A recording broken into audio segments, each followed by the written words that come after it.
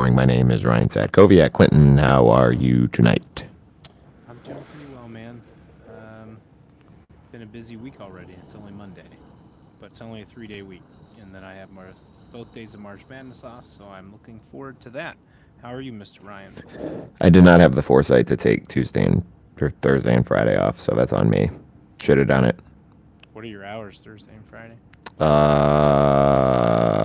All day on Thursday, Ugh. and then just the afternoon on Friday. Do you have TVs in your clinic? Yes. Okay, at least you can watch the game. Yes. Not the best way to, but it is what it is. It's better than nothing. Absolutely. I would be Uh, sad if my current clinic I had to work there. Our TVs are small and they are aimed away from me. I would not be able to watch much March Madness. So, it's tough. but you know how O1 is. End of year PTO, you got to burn it. So that's what I do every year to I knock it out. completely forgot about that. Do you guys have to have a PTO carryover thing where you have to burn enough PTO before the new year carries over? No, mine just continuously accrues until you get to a certain point, and then they're like, you can't accrue anymore. And then you have to use it. Can you cash it out? I think so, yeah. Okay, I nice. will never get to that point, but No, I don't believe in that. I use vacation days for vacation. yeah. Yeah, no way am I doing that. All right, man. Well, as we promised, we are doing some Big Ten coaches hot seat tonight, as well as a little bit of Big Ten quarterback talk. But first, before we dive into, as Ryan would say, the meat and potatoes, don't forget to give us a follow, guys, on Twitter/X and Instagram, ITPCFB.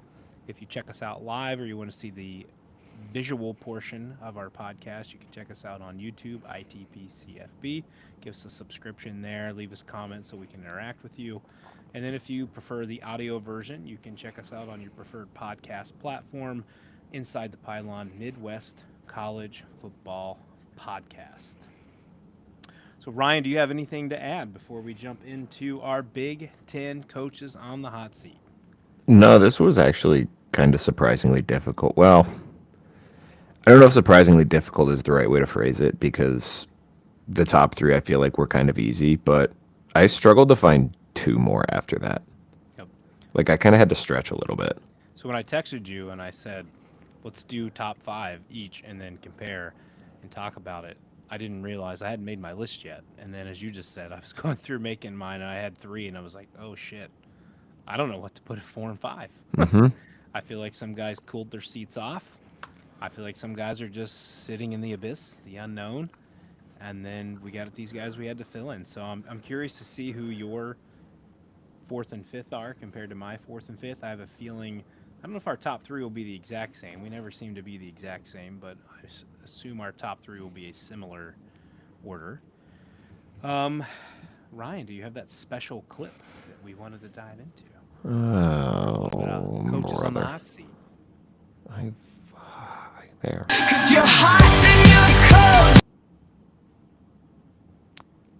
Is that all you gave me? Yeah, you get 2 seconds. I'm not trying to get in trouble with no fucking copyright police. All right, so we are going to focus on the hot, and maybe we'll bring up a little bit of cold. But Ryan, if you're cool with it, let's go. You want to go 1 to 5, or you want to go 5 to 1? Assuming 1 is their ass is the absolute hottest, and 5 is more like that honey barbecue at B Dubs. No, let's go. Listen, also, if you look at the spice chart on the Buffalo Wild Wings heat index, honey barbecue is like somehow in the middle zone, which makes no sense to me. Yeah. I always thought that was weird. I'm like, why are you Is putting this sweet on par with? barbecue the bottom? I don't even know if they offer sweet barbecue anymore, but Oh, yes, it it's used to be. salty. Hey, wait, you served at B Dubs. That's Yeah, right. but that was like, we're going on like 8 years now. Okay. Did you ever eat a blazing wing? Yeah. That was horrific. So they changed the recipe. I think it was after I stopped working there to make it more of like a ghost pepper blazing. So now it's still ridiculously hot, but at least has flavor to it. It just doesn't taste like ammonia anymore, which is Dude, nice. when we did that in, were we in high school? Maybe my senior year. We went out to B Dubs, and my buddy and I was like, "Let's get a couple blazing wings. We'll eat them." I should have eaten my other wings first.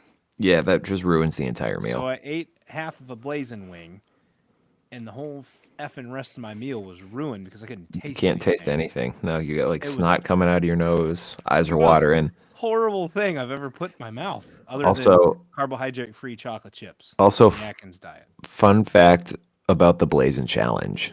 Uh-oh. I don't know if this was like a thing at every restaurant, but the one that I worked at for a year in Colorado, whenever someone did the Blazing Challenge, the cooks like took it personally and were like, we're not gonna let this guy finish it.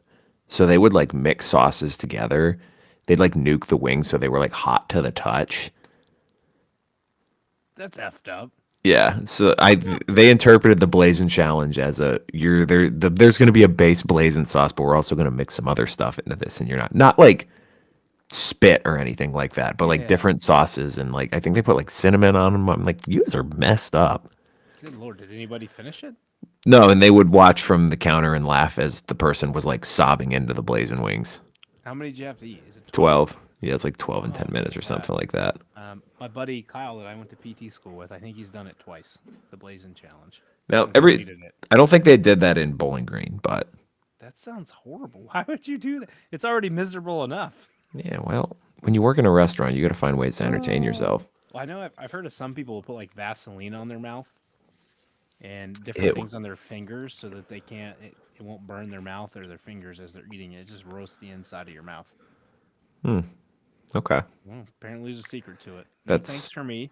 My one half bite will forever be done and no more. I all don't have any right. cool stories about restaurant life, Ryan. I did not work in a restaurant. Anyways, since we hightailed off into B Dub's spice scale, you want to go 1 to 5 or 5 to 1? Let's do 5 to 1. I feel like that'd lead to more interesting conversation because I don't know if they'll be in the same order, but I feel like our top three have to be the same. Okay. All right, Ryan, kick us off. You're number 5. So I What was don't. the coolest of the hot seats? Well, so like I probably should have put. This would have been more fascinating to do after we did spring previews when we had some idea of how these teams were going to do because I had a very difficult time trying to figure out like who's even in like a hot seat position. So looking through the 18 teams in the Big Ten, I classified 9 of the 18 jobs as like safe regardless of what happens this year, short of like some sort of like morality clause violation by the coach or some shit like that we don't see coming. Half the jobs in the Big Ten, like the team could maybe not like Ohio State. If Ohio State goes 2-10 this year, they might still kill Ryan Day. But like realistically speaking, like even if this team craters this year relative to expectations, I cannot see 9 of the 18 coaches in the Big Ten getting fired short of some off-field issue. I classified another 4 of the 18 jobs as safe question mark, which is essentially I doubt this person's not on the hot seat, but if things go completely sideways this year, I could see a trigger happy athletic director deciding to make a rash decision and make a move. So then if my math is correct, that's 13, which leaves 5 left, which is how I came to my list. There you go. That's fair. And I'm sure a lot of people are going to disagree with the first 2 names I have on this list, but that's fine. But like I said, I could have flipped a coin on a couple of these. Makes for good clippage. So I put Kirk Ferentz at number 5, and I didn't feel great about it because I feel like he's kind of one of those guys that at this point, like all this shit that he's withstood the last 5 years, especially with the offense going down and then the stuff with his son, it really feels like he can kind of call a shot when he leaves, right? And I certainly don't think Iowa's going to be bad this year, but I do wonder if they're getting to a point with him. You know, they changed the offense around last year, and they had some success with him. The defense took a little bit of a step back, and you know, heading in, I don't know certainly what like diehard Iowa fan expectations were for last year, but we were talking about them preseason as a team that hey, we could see this team going 10-2 and maybe backdooring their way into the playoff, and they were not in the playoff discussion whatsoever last year. You know, you lose the Cy-Hawk game, you maybe take a little bit of a step forward on offense, but you still certainly haven't figured out the quarterback position. And I just wonder at what point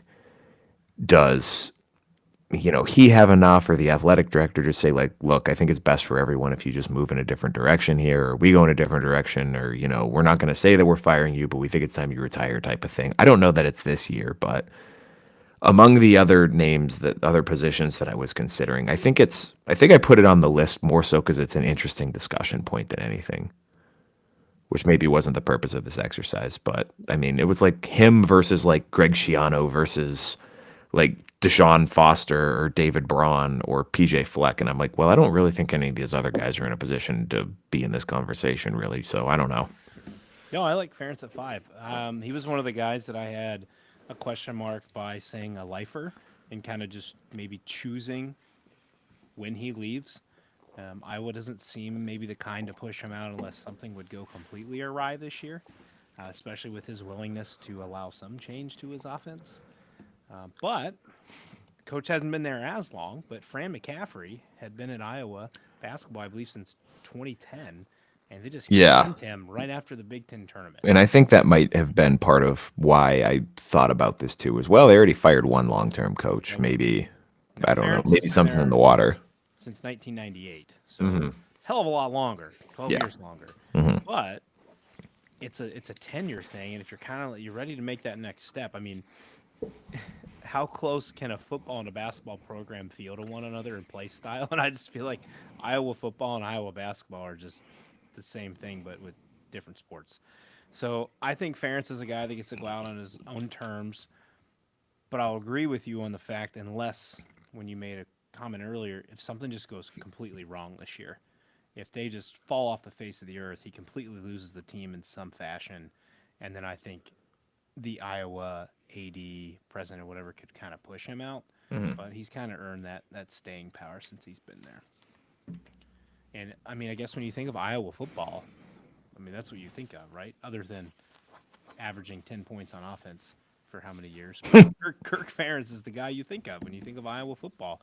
And for the longest time growing up, I can't name who Iowa's basketball coach was before Fran McCaffrey. That was just the image that popped up in my head when I would think of it. So I like your number 5. I went a different path, and if I cut this clip, I'm sure I'm going to get killed. I said Kurt Signetti at number 5. And again, I'm operating under the fact that maybe it's a Mel Tucker situation. You brought this up in the season. They paid a guy who had one great season. There's no other proof in the pudding of him being overly successful at this big of a level. It's to not say that he won't be. But if Signetti comes out and Mel Tucker's this thing, not the allegations, but the record-wise, and then kind of falls off this year right away when they have a tougher schedule, people start chattering a little bit. I'm not saying the guy would get fired, but does his seat start to heat up from the kind of that neutral to a little bit warm if he comes out and struggles this year because of so much money that they paid him and the narrative that happened? Maybe Indiana doesn't care if something goes awry there because of the success he gave them with something they had never had before, whereas Mark D'Antonio had tons of success with Michigan State, so it wasn't like Mel Tucker did something they had never seen before. But that was where I was kind of with 5. And like, if something goes a little bit awry, do we see some pressure, a little bit of heat under Signetti? Kind of your thoughts there? I wholeheartedly disagree. Okay, that's fair. Like, there's not even a fiber of my being that agrees with anything you just said. Well, that's not true. I agree with maybe it becomes clear as the season goes along that it was kind of a flash in the pan type of situation last year. And, maybe you do get a couple years down the line some buyer's remorse with that. But like with Mel Tucker, he was at a program that at the time he started there, I think everyone, like fans and like the administration, all thought that Michigan State could be better than maybe what their actual ceiling is in the new Big Ten. Like, we're talking about a team that went to the college football playoff that won a Big Ten in the last 10 years. Like, Indiana had never won 9 games in a season, or had only once won 9 games in a season. They never won 10 games in a season. Certainly never won 11-1. Like, what he did with Indiana last year was unprecedented. And short of like falling to like 3-9 this year, I think that's the type of season that buys you like 5 years of goodwill there before people are like, okay, when is this going to happen again? Like, again, we're not. It's so interesting to think about because I don't think we truly know what that season did to reset expectations for Indiana. So I think, we just have to kind of operate under the assumption that I mean, maybe you'll certainly have a portion of any fan base that is going to be irrational and demand Mhm. more, but I think most of the fans are going to realize like, hey, that's not going to happen every year. And as long as we're like in the conversation of winning 8, 9 games a year, and then, maybe every 2 to 3 years we have a special run like that when all the talent aligns. But Mhm. I think he's got himself a couple years of goodwill before anyone starts to be Something can like, turn. yeah. I mean, and again, this is all assuming the bottom doesn't completely fall out. Like Fernando Mendoza gets hurt in the first week of August camp, and No, then you have to Taven go to, Jackson. yep, Taven Jackson's gone. You have to go to Tyler Cherry or someone else, and then all of a sudden you're, hey, this season's going to be a little bit tougher, but we should still win 8, maybe 9 games, and all of a sudden you're 5-7 or 4-8, and then okay, maybe people are starting to ask some questions like, why do we give this guy all that money? Mhm. Yeah, I think that the hardest thing to do once you've had success is to sustain it. Hmm. And the question being for Indiana is what does success look like to you? Is it now 10, 11 wins every single year? Or is it Signetti getting you 8+ wins every year? And I think for Indiana, for a football program for many years who lived at the bottom of the Big Ten, if he's getting you 8+ wins every year, the guy's going to be there as long as he wants to be. Hmm. Now, Yep. you're going to have portions, like you said, of the fan base that thinks, no, no, no, we got to be 10, 11. Why are we not competing? But if you go on the flip side and he gets you 10, 11 again, Indiana's going to start to pull some more recruits there. They're going Hmm. to start to pull some portal guys there, other than just G5 talents, or they get um, Mendoza from Cal, and Himby from Maryland. But they're going to get some more talented guys. You're going to buy what Signetti's selling even more, and they're going to become more relevant. Um, but that, like we said, that was a very tough five that bottom would have come up with, and I was just like, maybe if something goes completely awry, maybe his seat heats up just a little bit more. Ryan, you're number four. This is another one that I don't. I feel better about. Obviously, I feel better about this than Ferentz because I have him ranked one spot higher. But I put Sharon Moore at number 4.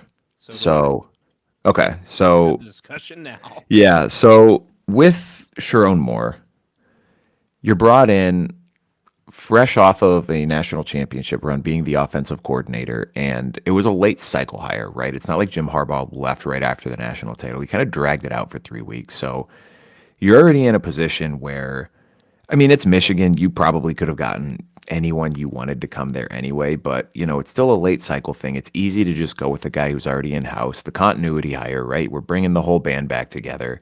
And then all of a sudden, the defensive coordinator leaves, the strength coach leaves, you lose a couple of position coaches on the defensive side of the ball. And all of a sudden, the continuity hire is not really the continuity hire. And there were still real expectations on Michigan this past season. I know this podcast did not share those expectations, so it's kind of weird to look at their season through that lens because for you and I think it's more of a well, this looks kind of like how we thought it would go. But there were a lot of people who had Michigan as a playoff team last year in the preseason. And I mean, once the draft comes and goes here in about a month or so, like there's going to be a lot of talent taken on that first day from this team, and there's probably going to be some people who are retrospectively looking at like, how did this team only win 7 regular season games this year? Mm-hmm. And I mean, obviously, the quarterback position was a big part of that, and that's not entirely his fault again because of how. I mean, to be fair though, to this discourse is he was the offensive recorder coordinator, even though that wasn't necessarily his position group. Like you still have to be involved with recruiting that. And how much of that falls on Harbaugh versus him versus then the quarterback's coach. I mean, that's a debate for another day, but like you have to own that as the offensive coordinator, the reason that the quarterback room was in the position that it was in. And I think McCarthy kind of dragged his draft decision out a little bit as well, so it kind of hurt them in getting the portal. So a lot of things went against him last year.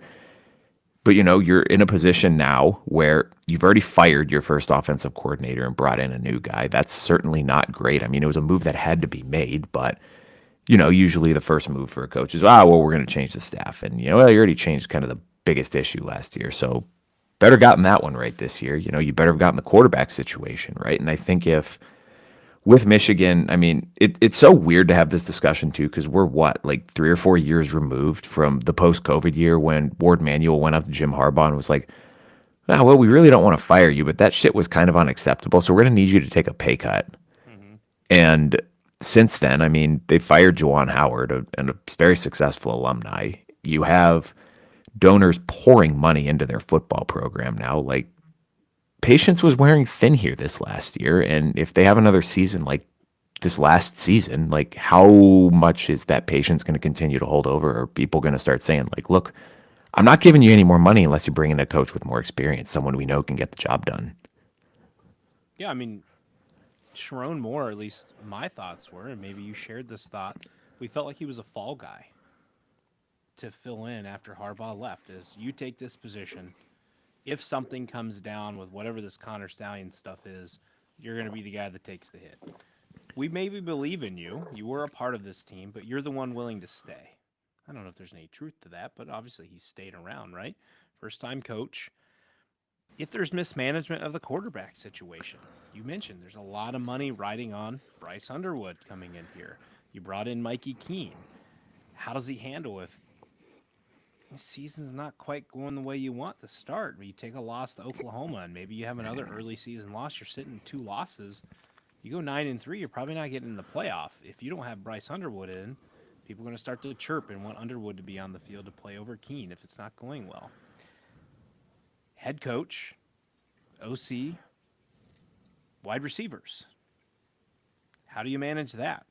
And how do you keep your offense progressing forward and how he manages that? And then, not that there's, listen, this latest Michigan stuff that's came out about the potential cheating scandal, I don't think any of that stuff getting resolved this year. But if something were to come down, and let's say the NCAA and Michigan agree to have Sharon Moore take a show cause, and it's 1 to 2 years, I mean, is that something where Michigan can then decide to move on in the offseason, that they don't even want to deal with this anymore? And that's, I guess, somewhat his fault, yet not his fault.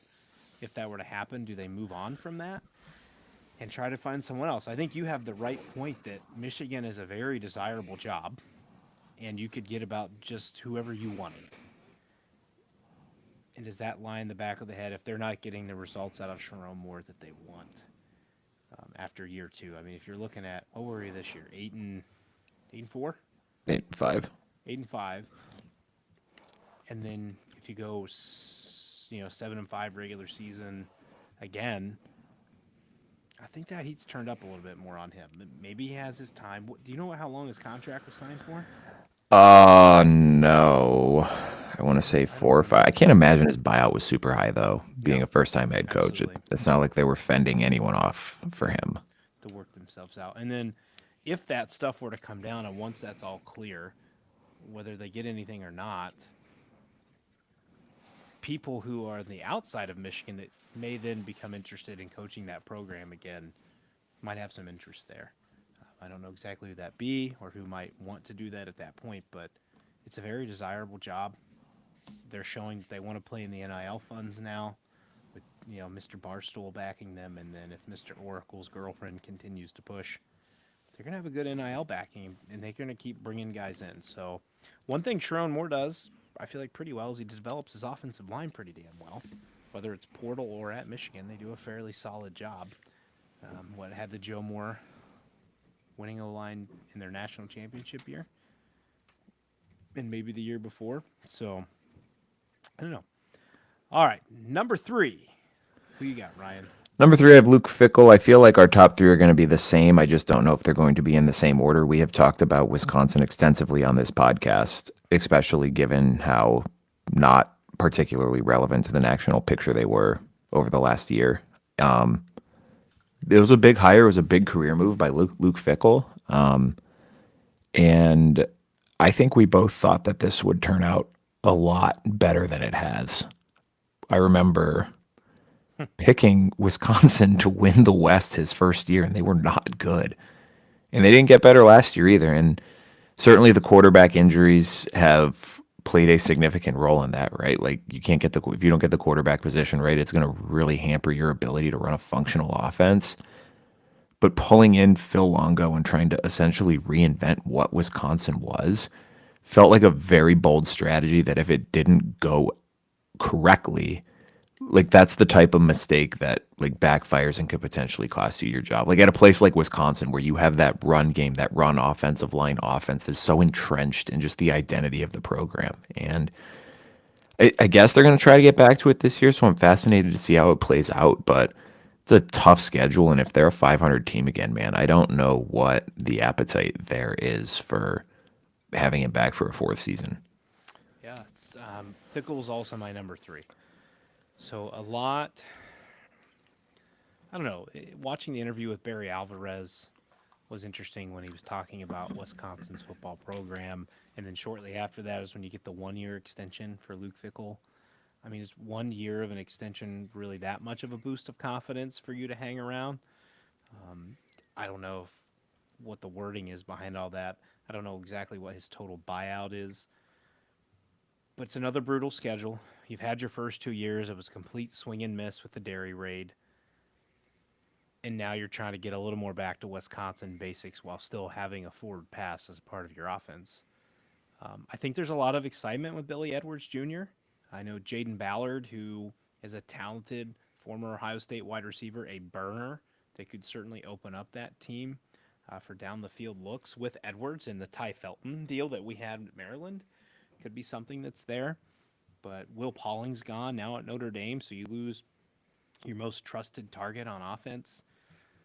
They always play solid defense. Fickle's a defensive guy, but I think, do you give him grace because of the schedule again? Like, that's not his fault, right?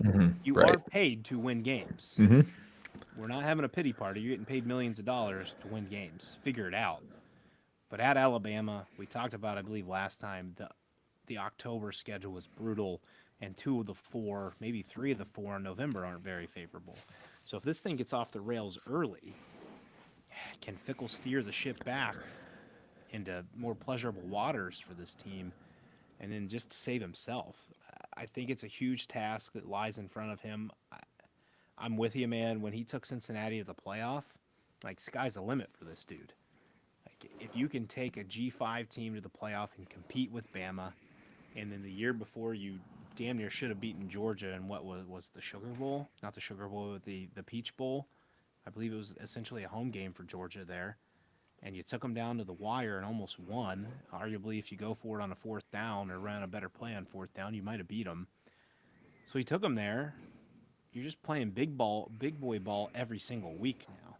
Like, Northwestern in the AAC is probably a upper echelon team, but it's a little bit different ball when you're in the Big Ten every single week. So I hope for Fickle's sake, it's an 8-4, maybe feasible season for him to kind of get himself back on the right track. But I certainly think his seat's feeling pretty warm at this moment. I don't know how much of that extension alleviated any stress for him. Well, I just wonder too how much of this season is not necessarily going to be record dependent because of the schedule, but it's more so look, man, just make a bowl game and look like we're heading in the right direction and Yeah. and are more competitive against some of these. And they were competitive against some pretty good teams last year too, right? Like, let's not short sell They that. had to But fight against Bama in a game that you lost your quarterback on the first mhm. drive of the game. Like, they had a chance in there. They kind of gave it away with some, probably some Braden Locke specials that I win you mean, every they game. were they were up on Penn State late in the third quarter, and they think they had the ball in Oregon territory at the start of the fourth quarter with a chance to drive and take the lead. So they were hanging tough against some good teams this year. They've But been, I mean, you've said it, quarterback injuries. When I say quarterback away, I don't mean like quarterback away from winning the Big Ten. no, I mean right, but quarterback being away from having a lot better record the past mhm. 2 years and knocking off Penn State and Oregon, who were two playoff teams this past year. You had both of those at home. Like, I truly believe, I've said it numerous times, if they had a quarterback, if it was Tyler Van Dyke, they probably beat at least one of Penn State and Oregon. Maybe not both, but they beat one. Mhm. And then that changes the whole season for those Well, what teams. would they have? They didn't like had zero first downs the entire like second half of the third and fourth quarter or something like that Yeah, there's against something in Oregon. there. They got stymied by Penn State. Remember, Penn State's third quarter defense Hmm. was, I believe, them and Ohio State were the best two in the country this year at not allowing opponents to do anything. And then Braden Locke had that horrendous pick six. I don't know if that was late third, early fourth, but that pretty much sealed the game when Penn State got that. So tough one for Fickle. You gotta, if you're a great coach, you'll find a way, right? Great coaches find ways to win games. So, all right, Ryan. I have a feeling our ones and twos are the same people, but let's see where you put them. Give me number two. Honestly, they'll probably be in the same order as well. Number two, I have Lincoln Riley. This is Ooh. what? I don't know. Keep going. You say that like he's not on your list. Oh, he's on my list. Yeah. It has not gone in LA like I think anyone thought it was going to go. Like we had people talking about this is USC's return to power, and they've kind of gotten worse every year under him. They have not, like, I don't know, like he's had a weird recruiting strategy where they're like trying to make inroads in the South, and they had something like four top 100 decommits last year or something like that. I could have just made that number up, but I mean, they had the two five-star linemen from the South who both decommitted like back-to-back days or something like that. And then, they're acting like a desperate program right now. They threw a shitload of money at Notre Dame's GM What are who you talking would, about, Ryan? He didn't want to be at Notre Dame. He's a true Trojan guy. well, And spit all over the Fighting Irish. All he these Trojan fans I see tweeting that out he there. can't stop talking about Notre Dame, and the more he talks, the more he's letting the world know that actually no, Notre Dame did not try to keep him. And it's just they did their whole they had a receiver commit last week. Both his parents went to Notre Dame, and they tweeted out this pipe video about how USC is wide receiver U, and the entire highlights were just wide receivers against Notre Dame. And every single highlight was like 15 plus years old because they've been fucking dog ass against Notre Dame the last 15 years. They're like 4-10 the last 14 games against Notre Dame. Listen, Ryan, it's not just receivers. When's the last time USC has been relevant and used the word success next to them? Pete I Carroll. was I was a sophomore in high school. I'm 33 and I was a sophomore in high school, and that was the last time USC was worth a shit. Cool, you had a Rose Bowl in there. Congrats. You haven't done anything since. Yeah. A Rose Bowl that I believe they lost, right? To Ohio State. I don't even remember. I thought they played Penn State. Sam Darnold. Well, they might have got the one, but they had one against Ohio State that they lost. With Sam Oh, Darnold. I don't remember. All I remember was the big magazine cover heading into the 2012 season when Matt Barkley came back saying Matt Barkley didn't come back to play in the Holiday Bowl. No, he came back to play in the Sun Bowl. Oh, I bet you love that. I just Is like USC like your most hated team as a Notre no, Dame fan? no. I literally never think about USC. That's worse than hating them, Ryan. They're so they're irrelevant. nothing. They're nothing. They don't do anything anymore. They're talking about backing out of the rivalry because their fucking idiot athletic director forced them into the Big Ten to try to make more money, and they're like, "Oh, we're gonna fly across the country more now." I don't think about them ever. Yeah.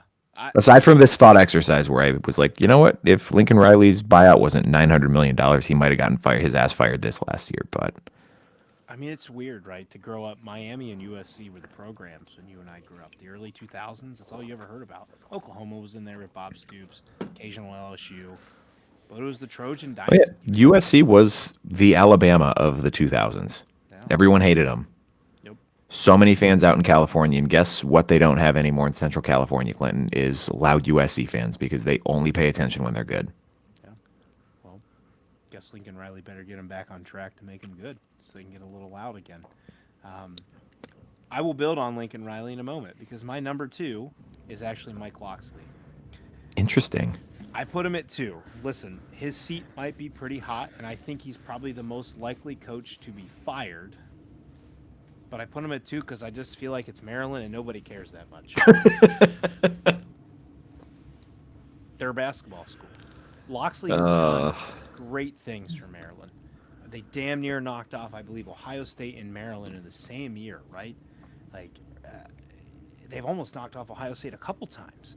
When Urban Meyer had Dwayne Haskins, that was at Maryland. They were a 2-point conversion away from beating them.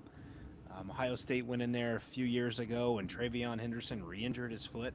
That's when Maryland had, I'm blanking on their names, but they had 2 corners taken early in the NFL draft. Loxley's had some really good success there. But the reason I put him at 2 is if he has a mediocre season again, is he going to get fired? I don't know, because it's Maryland. What's the standard for Maryland football? USC has a standard because they've been there. What is Maryland? 5 wins good enough to keep his job? He can do 5 wins. 4 wins good enough? That's feasible.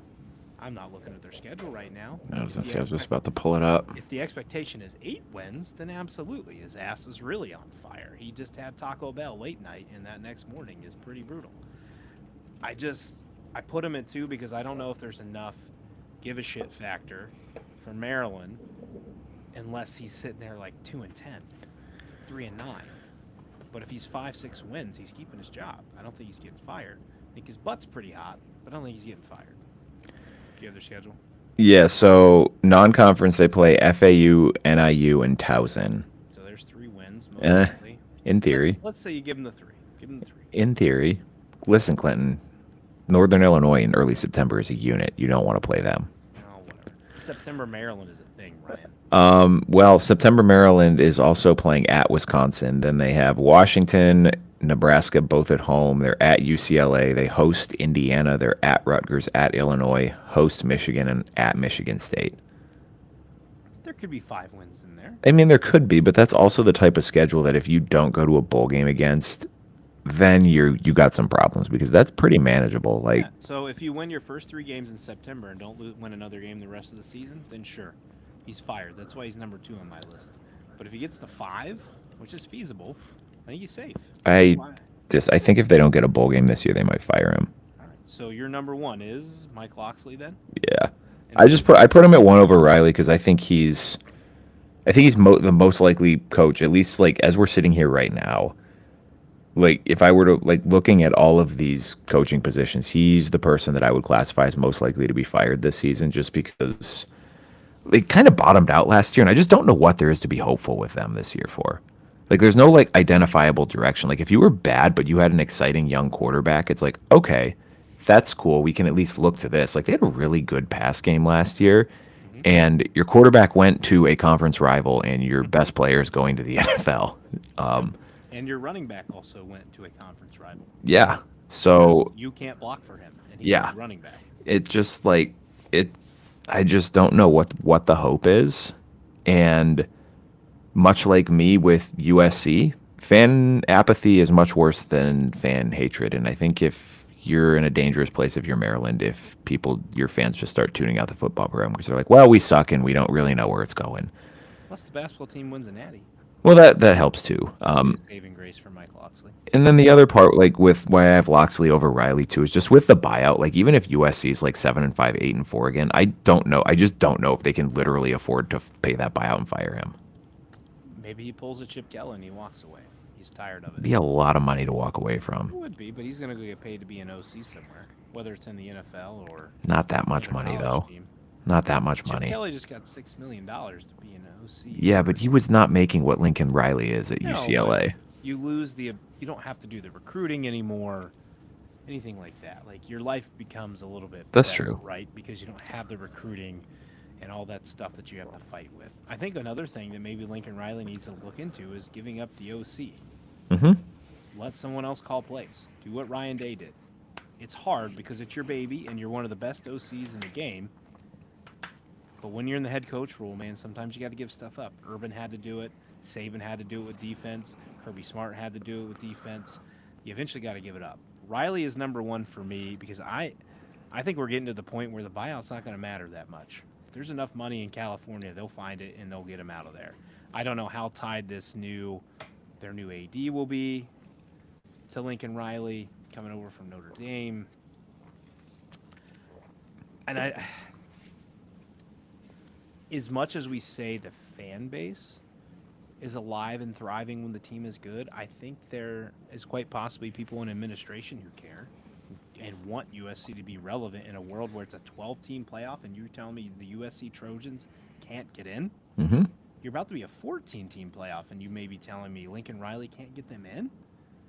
That's a tough pill to swallow, man. And I still feel like Lincoln Riley ran away from Oklahoma because they were going to the SEC and he thought the Pac-12 would be easier, and then he got stuck in the Big Ten. So he still got stuck. You can say 1A, 1B, his football conferences. He didn't get it any easier. So he's got to figure something out. There's no excuse. It seems like they're on a better track. Excuse me, with recruiting California, he's finally starting to do that more versus trying to be a national recruiter. There's a ton of talent in California. He's trying to keep it Hmm. home, and it seems to be going well for them. Maybe you should have tried that a few years ago to Hmm. set yourself up because now those kids are just going to be freshmen coming in 2026. If you're 7-5 for 2 more years, is your ass even going to be there? So we'll have to see. I think from an admin standpoint, I feel like Riley's seat is pretty hot. I think for the fans and the like writers who give a shit and lived through the Trojan dominant dynasty era, I think they're pretty hot with him.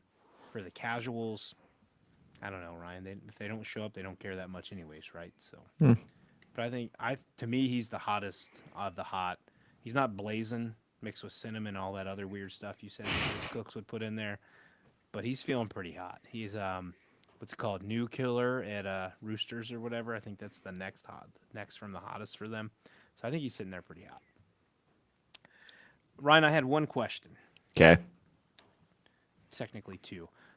Greg Schiano, do you feel like he's a lifer like a Kirk Ferentz eventually that he's going to have to choose to walk away, or is there any scenario in which Rutgers is kind of like, yeah, we're done? I thought about him a little bit, and I think we might have had a conversation like when they were in the midst of their 4 game losing streak this year, where I was kind of starting to think like, what would have to happen for them to just say like, "Hey, man, thanks, but we're done," Yeah, because no one else has had success coaching that football team in the modern era. your new defensive coordinator did not. No, he was very bad at it.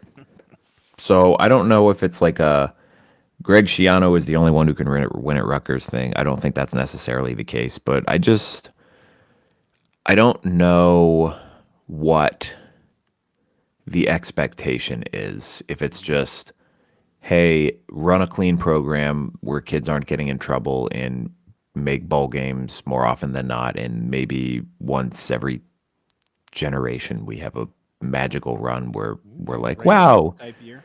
yeah, right. So I don't know, man. I That's a tough one just because I don't have a good pulse on that program whatsoever and what the fans want and what they desire. Like, is it just bowl games? Is it, hey, we know we're not going to be a consistent team that's making a run, but we'd like to maybe make a run every now and then. And then too, like with what Indiana did this year, I wonder how much that might change expectations for some of those other programs where Absolutely. they've never had success like that, but they see a program like Indiana do it and they sit there and think, well, if we get rid of our guy, and that's a different conversation for Indiana because they were bad before last year. It's not like they were kind of mediocre, mucking around for 5 years under Tom Allen, and then all of a sudden they're like, you know what, this just isn't good enough. We're going to try to take the next step. But I wonder if there's a program that's maybe like Rutgers or maybe Northwestern isn't, or like Maryland, for example, where if they sit there and they're like, hey, maybe if we find that guy and get this, we can that flash in the pan, that could be us.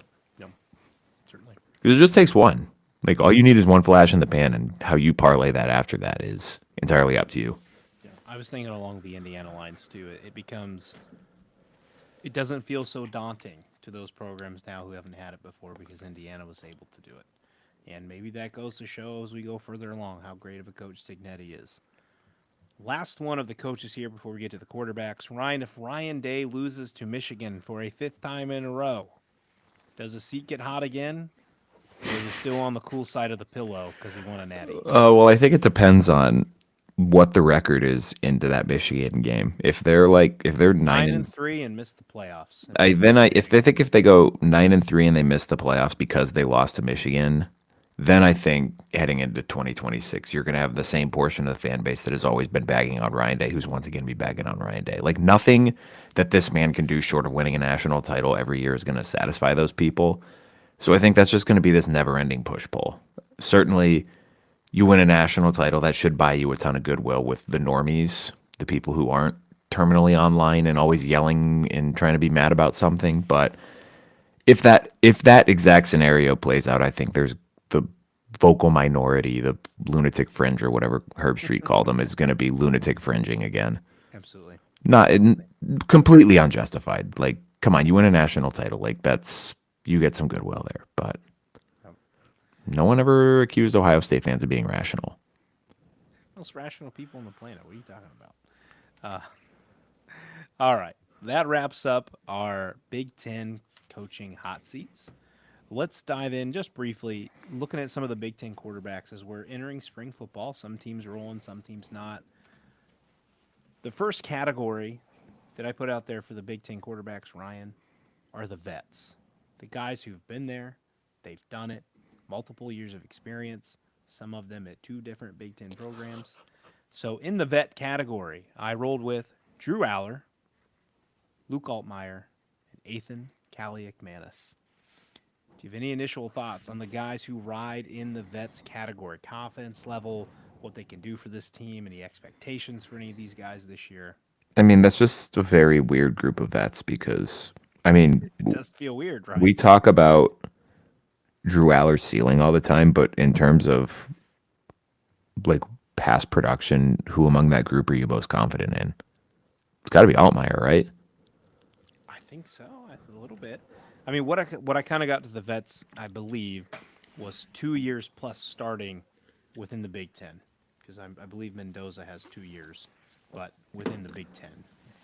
Billy Edwards, I believe, was 1 year. He's about to be two at Wisconsin. I So just, man, looking at these names, this is a bad group of quarterbacks. this is why I did this, Ryan, because They're I wanted not, to break it down. my lord, like all, Yeah, just like all of them. yeah. So Aller, I'm looking to see better accuracy this year. He's clearly front running a team who you think, I believe right now is your number one team in the country that we talked That is about, accurate. and then likely a front runner for the national championship. Where can he develop? What do they do at wide receiver? I believe our guy Matt Rule is going to come on next Thursday and join us guys and help us talk a little bit Did you about just that. call him Matt Rule? Jesus, I did, didn't I? Matt Flip. Matt, if you're listening to this episode, hey man, Matt Rule's a great guy. Matt Rule is actually not coming on the podcast. That would Let's I just want to that'd put be that out great. there. That would be great. Luke Altmaier, he's at Illinois, so I think the expectations is a little bit less, right? However, how many national people have them as a top 15 team coming into this year? They have expectations this year, but you have an experienced starter. Again, though, lost your two best wide receivers. Ethan Kaliakmanis falls in the vets because he's been in the Big Ten since I was a freshman in high school. He's been in there so long, just living there. But year two with Rutgers, year three as a Big Ten starter after with Minnesota, maybe four. I don't know if he started another year at Minnesota. Second year in the system to kind of see what he does.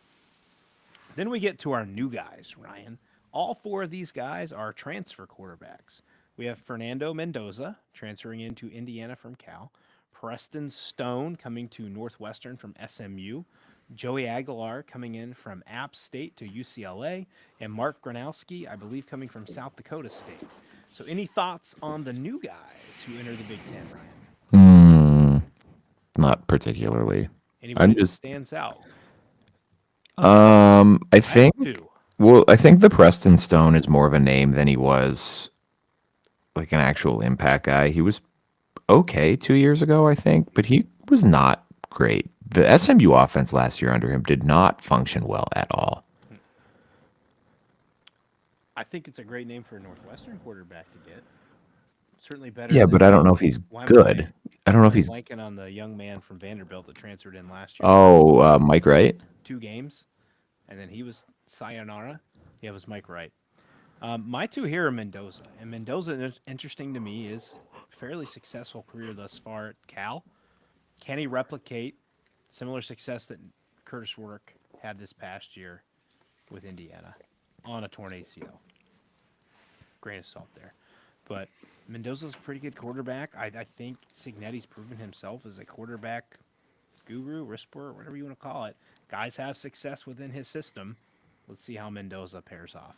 And then the other guy that was most intriguing to me out of the new guys, Joey Aguilar. Ton of experience coming in from App State. Again, it's a step up in competition, but he's a successful quarterback. They didn't have the best year last year. I, being Clinton, picked him as my G5 rep in the playoff, and that couldn't have been more wrong. But a lot of experience coming in from App State. I believe they're in the Sun Belt Conference. So stepping up to harder play at UCLA, but I believe the expected starter. I'm pretty excited to see how he moves along at the Big Ten. And then, Gronowski, whether or not he fully starts, he is coming in to be at Iowa. We'll see what he can do there. I believe, wasn't South Dakota State in the FCS championship? I have no idea. Or they've been there? So he's got some experience with winning at least and helps Iowa out. The Hot Topic. Ryan, did you ever shop at Hot Topic? Nope, not once. Me neither, but I knew a lot of people who did. Goth Central. Anyways, in the Hot Topic category, we have Julian Sayin, Dylan Raiola, Dante Moore, Damon Williams Jr., Jaden Maeva, and Bryce Underwood. All names I believe people are going to be a little more familiar with in this category. Ryan, if you had to pick one of the guys out of a Hot Topic to have the most interesting season upcoming, who would you pick? Not necessarily the best, but the most I'm gonna go Dante Moore. former 5-star, transfers over. What do you got? Why? I feel like of this group, he's on the team with the highest expectations for next year. So there seems to be a lot of hype around Sayin. There's certainly a lot of hype around Underwood. I don't know that there's necessarily national championship aspirations for those teams this year. I mean, there could be. I don't want to speak for the fan bases, but Oregon, it feels like they're like firmly in that window where it's like, when are you going to take the If next not now, step? when? Yeah, I don't know if they're quite at that point yet because they're still recruiting really well, Mm-hmm. but they've had really good rosters the last 3 years under Dan Lanning. Like, they've been exceptionally good and can't get over the hump. Mm-hmm. So is this going to be the guy that gets you there? I mean, it's certainly a different skill set than you've had the last, different body type, different skill set than you've had the last two quarterbacks with Nix and Dylan Gabriel. So I'm just fascinated to see how that plays out. I mean, I've been on record saying that I think Washington could take a pretty big step Mm-hmm. forward this year. So certainly interested in that with Williams. And I'm guessing with Maeva that, I mean, he might have a quarterback battle on his hands, but I don't know. I don't know if he's going to be good this year. Mm-hmm. Anyway, I think my guy here is Dylan Raiola. The most interesting 2025 season to upcome and continued progression for him versus what the expectations are. Can he meet them? How much do people like us and people who are way better media people than we are put pressure and expectations on him and Matt Rule, not Matt Flip, Matt Rule for year 3 at Nebraska? I think Damon Williams is super interesting. And the playing time he got for Washington last year and his mobility, I think, just diversifies that offense much more than a guy like Will Rogers could. And then, of course, I'm going to throw in Julian Sand. He's already got the nickname Super Saiyan, tons of hype. He was Nick Saban's guy, comes to Ohio State when Saban retires. He processes quickly. He's got a wicked fast release. So we'll see.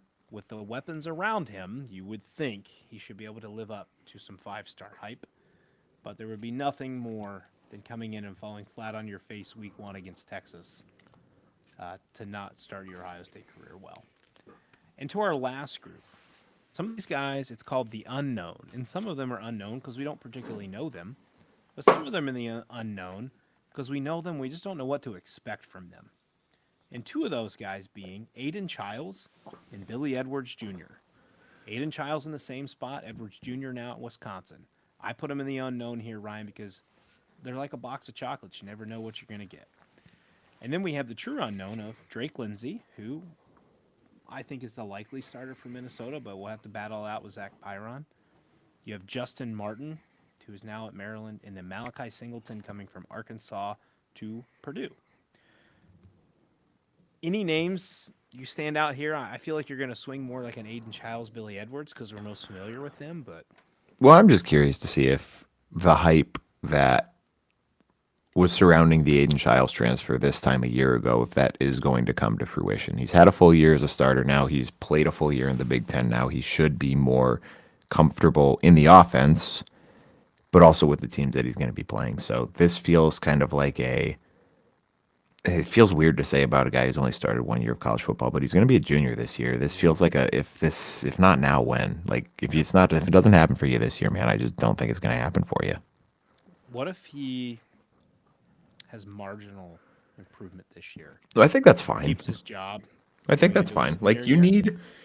I don't think, like, with where they're at in their build, I don't know that this is like you need to be a dominant force or else type of thing. I think it needs to be more of a, and honestly, I think it would work out better for Michigan State long term is if he takes a notable step forward this year to the point that it puts him in conversation for potentially being one of the better quarterbacks, best quarterbacks in college football for his senior year. You mean so when we're doing this list against time next year, we're not sitting here like, what the fuck is this? No, we're sitting here talking about the vets, and he's kind of the guy that Yeah. we're talking about, like Drew Aller this year, where it's like, okay, well, maybe a little bit different than Drew Aller, because I still think there's a lot of people who are not particularly sold on him as a player, but Yeah.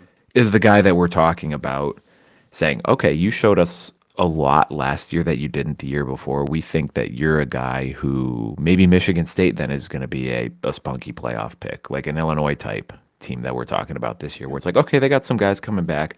They got a quarterback coming back, and maybe the schedule sets up favorably. Maybe they can make a run type You'll of get thing. Nick Marsh back as a junior as well Mm-hmm. next year. So there's talent is there. Jonathan Smith, again, we both said we think he's a good coach. I'm intrigued by Billy Edwards Jr.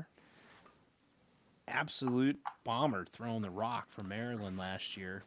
Going to be in an offense that's going to try to be a little more balanced to assist in a way for the quarterback. Jaden Ballard, as I mentioned before, it's the biggest wide receiver name right now that I have out there, and they're pairing purely because he's a vertical threat. He's a burner. But I'm intrigued by Drake Lindsey the most out of this group, I think. He, four-star talent, Minnesota keeps. A lot of their fans that I've talked to are extremely excited about him. The expectations are there. I believe, trying to think back here, talking with the guys, he's got a live arm. So I think the expectations and the hype are there in Minnesota. Still unknown, though. We've not seen it. We don't know.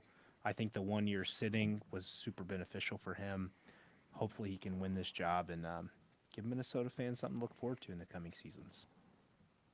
All right, guys, that does it for the Big Ten quarterback groupings. Remember, we have the vets, the new guys, the hot topic, and the unknown. Ryan, do you have anything else you'd like to add to the episode before we wrap up? I do not. Ryan's a sleepy guy. I I think am very Ryan's in a tired. constant state of tiredness. Dude, If Ryan that- were to ever become a parent, I don't know if he'd live. that's probably pretty accurate. Clinton would be solo in this podcast because Ryan would no longer exist. No, guys, thanks for tuning in with us tonight and joining us for this. We are back to twice a week next week. March 24th, we are bringing you Oregon and Purdue. Our favorite Oregon Duck writer and fan, Dale Bliss, will be joining us again approximately around 9 p.m. Eastern Time. If something were to happen and Dale gets a little delayed, maybe we'll pop Purdue first in the episode and then we'll bring him on later. And then next Thursday, March 27th, my dad's birthday. Big 60, what are we, 2025? 61. We will be Penn State, Maryland. And then from Roar Lions Roar, I believe our guy Matt Flip is supposed to join us to help break down a little spring Penn State, which has been a massive offseason with massive expectations. And then, guys, don't forget, go check us out on the social media platforms, Instagram and Twitter, ITPCFB. Hit that follow button. Interact with us. We love to chat. And then check us out on YouTube, ITPCFB, as well as your preferred podcast platform inside the Pylon Midwest College Football Podcast. Thank you, everyone, once again for joining us this evening. Enjoy the basketball this week. We'll be back with you on Monday, 9 p.m. Eastern Time next week. See ya. That was a nice way to send out. All right, that went pretty good.